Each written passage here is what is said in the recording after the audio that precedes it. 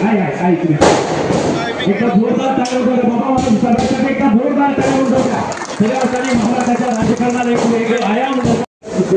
जोडा असं म्हणलं तरी वाव ठरणार नाही आणि या सातारा आणि कोल्हापूरच्या राजकारणाची दोन होऊन आणि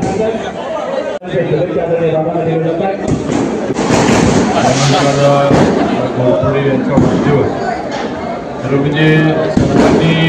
वाढदिवसाचं नियोजन कसं केलं होतं नुसत्या आणि बाकी मनोरंजनाचा कार्यक्रम असं ठरलं होतं पण पावसाची परिस्थिती बघून पर्याय नव्हता म्हणून सगळं लागलं तर आज त्यांना शुभेच्छा द्यायला आपण सर्व मनोरंजनाचा मित्रपरिवार सर्व सहकारी भारतीय जनता पार्टीचे सर्व पदाधिकारी कार्यकर्ते सगळेजण आज इथं उमरजला कराडला त्याचबरोबर त्यांच्या घरीसुद्धा नाट्यापूरला वगैरे ब्रह्मजीचं शिक्षण तिथं भेटून आपण शुभेच्छा दिल्या याच्यावरूनच दादांवरचं प्रेम तुमचं आमचं सर्वांचंच आणि त्यांच्यावर असणारा विश्वास हा कायम आहे आणि पुढेसुद्धा दादांच्या मनोरंजनाच्या राजकीय वाटचालीमध्ये आपण सगळेजण आज एक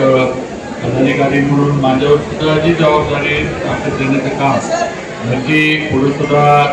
मनोरंजनानं कराड तर म्हणजे आम्ही सर्वजण करत राहू भारतीय जनता पार्टी आणि अध्यक्ष रवींद्र चव्हाण साहेब असतील सर्वांचं दादांवर लक्ष आहे हे आपण सगळ्यांनी लक्षात ठेवा आणि सर्वजण आपला संपूर्ण महायुतीचं सरकार हे कराड उत्तरच्या विकासामध्ये आणि इथल्या प्रश्नांमध्ये ते सोडवण्यासाठी मनोजदादांच्या मागं खंबीरपणे उभा आहे एवढंच सांगतो मनोजदादांना परत एकदा वाढदिवसाच्या हार्दिक हार्दिक शुभेच्छा देतो आणि त्यांचं नेतृत्व असंच मोठं व्हावं आणि त्यांना भरभरून यश मिळावं हीच आई तुळजाभवानी त्यांनी प्रार्थना करतो आणि सांगतो जय हिंद जय महाराष्ट्र.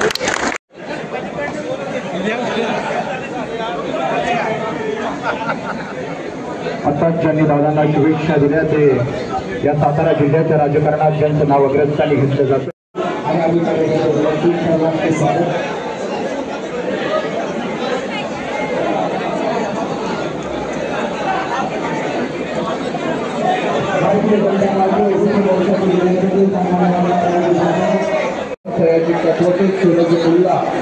बाळा पाटील आणि अभिमान्यावर उपस्थित